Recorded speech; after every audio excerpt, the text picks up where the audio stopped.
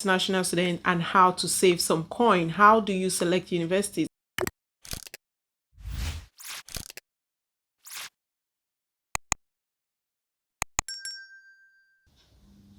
Hi everyone, welcome back to this channel. I hope you're all doing well.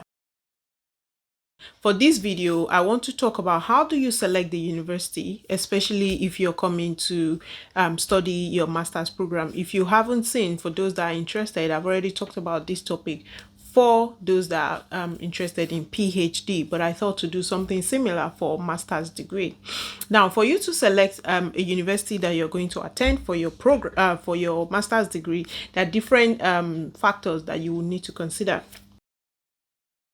And the very first one would obviously be to check if the university does offer your course of study. I mean, it's no brainer, right? Because that's the first thing you have to check, if they offer your program. And so for, especially when people contact me, I say, just Google it, check if the university is offering your course of study first to begin with. And then when you select the universities that offering your program, you check them. Say for example there are like 5, 6, 10, there might be as many as that. The next thing would then be to look at different factors that I'm going to talk about.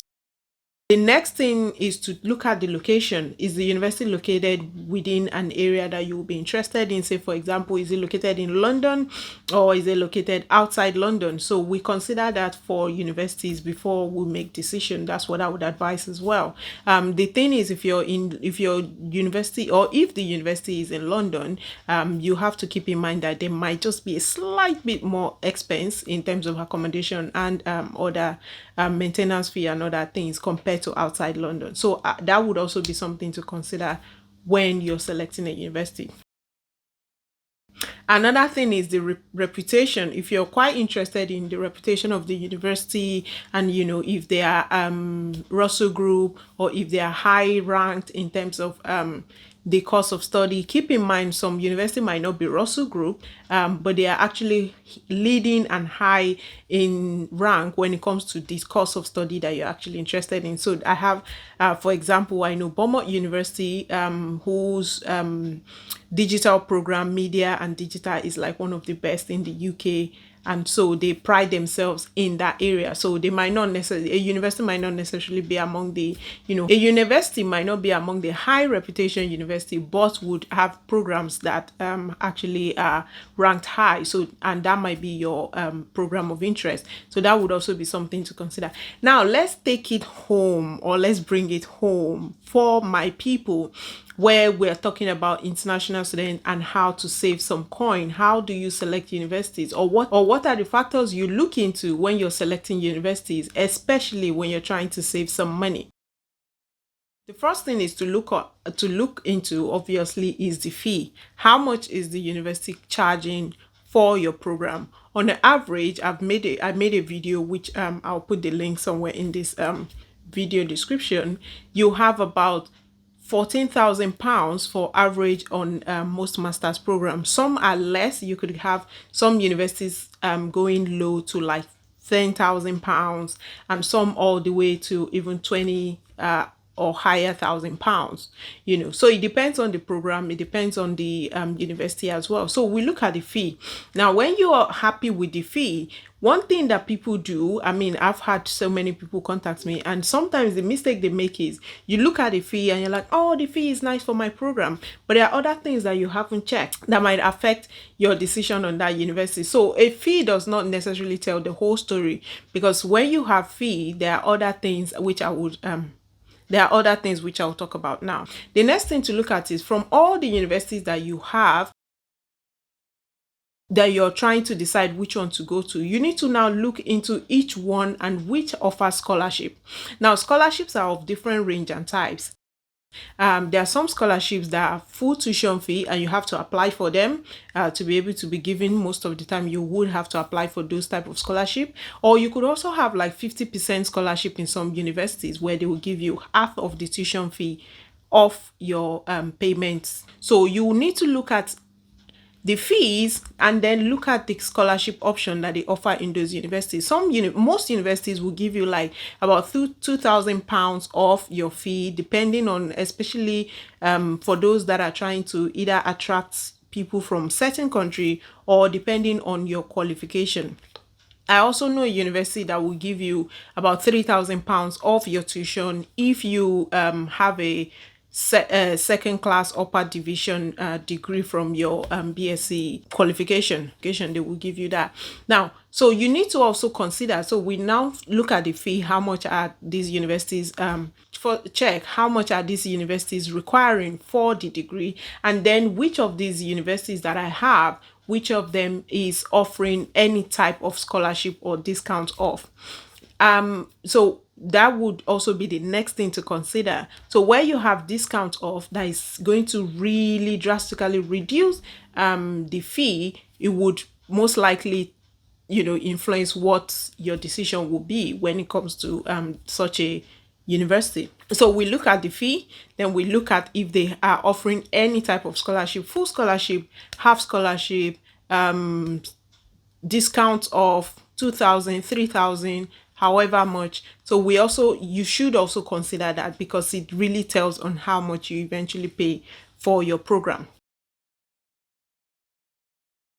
The next thing is to think about, from my view, would be job options. As an international student, I want to believe, because I did. When I was international student, I worked. I worked during my degree, and you're allowed to work legally. You're allowed to work 20 hours per week in term time, and then outside time. Term time. Such a tongue twister. Outside term time, you are actually allowed to work as much as possible. So I also consider part-time job options or part-time job possibility in such area. That would also be something I will consider. If I have a university that is cheap to an extent, reasonably cheap, but I can't hear about part-time jobs because they have either just so in some unknown places that there's no options for me to really get enough job to do, especially when school is on break, then I most likely would consider that and probably not go for that option. Pay a little bit more and go to where I can get more jobs, when I am allowed to work, especially fully. So part-time jobs will be another thing for you to consider when you're trying to decide which university to select for your master's program. The next thing would be payment plan. Now, people don't really think about this. You just hear university, for example, one university say, I'm going to, their fee is 10,000, another university say 11,000, and then you're like, 10,000 is better, I'll go for £10,000. But have you thought about the payment plan? The payment plan really decide on how it really helps a lot, because this is a lot of money that we're talking about here.